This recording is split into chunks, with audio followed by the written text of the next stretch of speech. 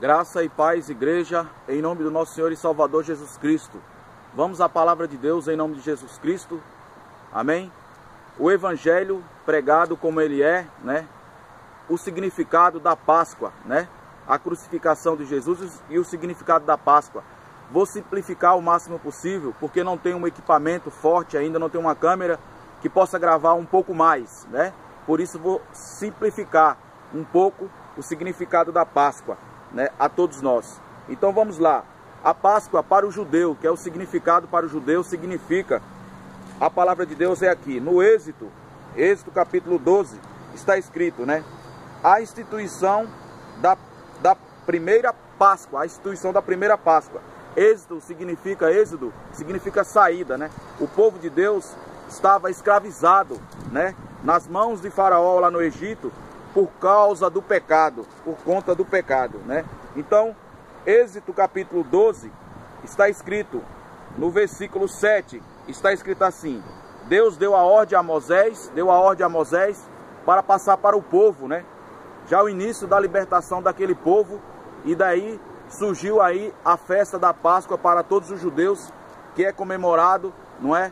A libertação e a salvação daquele povo do Egito, que estava escravizado na mão de Faraó, né, por conta do pecado deles. Faraó representava o diabo, não é? Então vamos lá, Êxodo capítulo 12, versículo 7, vou simplificar como eu disse, está escrito: e tomarão do sangue, e pô-lo-ão em ambas as ombreiras e na verga da porta, nas casas em que o comerem.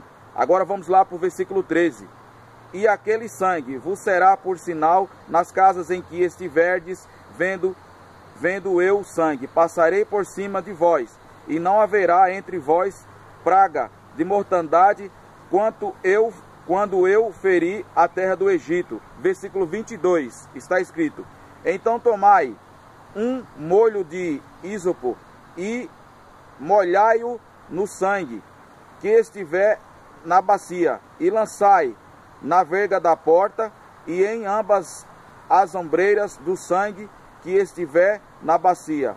Porém nenhum de vós saia da porta, né? Porém nenhum de vós saia da porta, ou seja, saia de dentro da sua casa até amanhã. Porque veja bem, o Senhor pediu para toda a congregação, todos os israelitas, né, cumprir com a ordem que ele deu a Moisés, passar esse sangue do cordeiro, né? Então cada congregação, segundo as suas condições, separou um cordeiro, né, de 1 ano, sem mancha, sem doença, e um cabrito também, né, sem mancha, sem doença, e sacrificaram ao Senhor, e marcaram os umbrais das suas portas, das suas casas, e ficaram lá dentro, porque à meia-noite o Senhor enviou o anjo da morte, uma praga, o anjo da morte que iria ferir, né, todos os primogênitos de Faraó.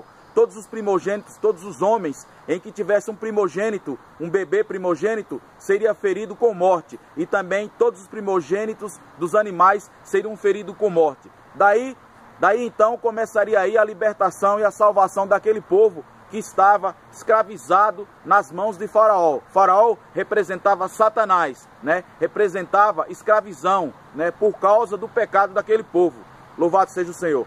Esse é o significado da Páscoa. E quando aquele povo foi livre, então o anjo da morte passou e destruiu, matou todos os homens primogênitos, todas as crianças e adolescentes, seja homem primogênito, qual for, foi destruído. E todos os animais primogênitos foram destruídos, né? E aqueles judeus, os quais a congregação inteira que creu na palavra de Moisés, através do poder de Deus, através das ordenanças do Senhor, passada para Moisés, passar para toda a congregação, todo aquele povo que creu e fez conforme o sacrifício, sacrificar os animais sem mancha e passar o sangue nos umbrais da porta, nenhum mal aconteceu com ele. E aí daí para frente aconteceu a libertação daquele povo. Então foi constituída perpetuamente, ou seja, para todo sempre, de geração em geração, entre os judeus, né, uma festa, a festa da Páscoa, né? A primeira Páscoa, que simboliza a salvação e a libertação daquele povo da escravidão. E hoje, para todos nós, né, há 2000 anos atrás, foi sacrificado o único Cordeiro Santo,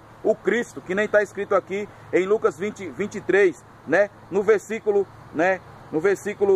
Lucas 23 e o versículo 33 em diante fala a crucificação, né, de Deus. Então eu vou simplificar aqui. No versículo 42 e disse Jesus, né, perdão, no versículo 40, respondeu porém o outro, né, o outro repreendido dizendo, tu nem ainda temes a Deus, estando na mesma condenação. Quer dizer, quando o Senhor, que é o Cordeiro Santo, foi levado à cruz para nos salvar, na cruz do Calvário, né? Então ele foi colocado lá no meio daqueles dois malfeitores. No versículo 38 diz, e também por cima dele estava um título, escrito em letras gregas, romanas e hebraica, este é o Rei dos Judeus, ou seja, tudo em letra maiúscula, o próprio Deus em figura de homem, sacrificando-se a si mesmo para salvar os pecadores da condenação do pecado, para salvar os pecadores do inferno, né, da condenação do inferno. Versículo 39, e diz assim, e um dos malfeitores que estava pendurado, blasfemava dele, dizendo, se tu és o Cristo, salva-te a ti mesmo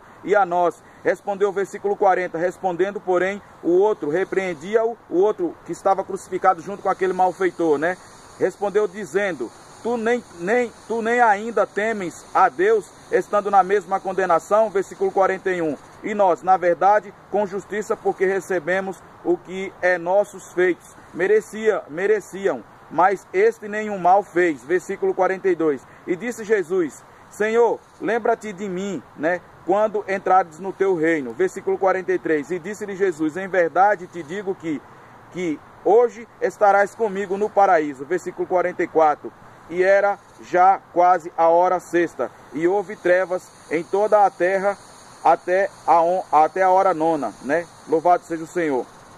E vamos lá no versículo 46. E clamando Jesus com grande voz, disse, Pai, nas tuas mãos entrego o meu espírito. E havendo dito isso, expirou. Ou seja, e ao terceiro dia o Senhor ressuscitou, né? Então o Senhor nas suas mãos entregou o seu espírito e ali foi consumado, né, o sacrifício perfeito do único e verdadeiro Cordeiro Santo para salvar a todos quantos crê, né, seja judeu, seja gentil, qualquer etnia, qualquer geração, todos quantos crê no único e verdadeiro Cordeiro de Deus que foi sacrificado, isso há 2000 anos atrás, será salvo em Cristo Jesus dos seus pecados, será salvo da condenação eterna, será salvo do fogo do inferno. Então Jesus Cristo, ele é o Cordeiro perfeito para a salvação de todos aqueles que nele crê. Então a Páscoa para nós cristãos, convertidos em Cristo Jesus, significa a salvação e a libertação da condenação do pecado, da condenação do fogo do inferno, né? Então é isso, o significado da Páscoa para nós. E para os judeus é lá atrás, né? É uma festa que é celebrada perpetuamente, ou seja, para todo sempre,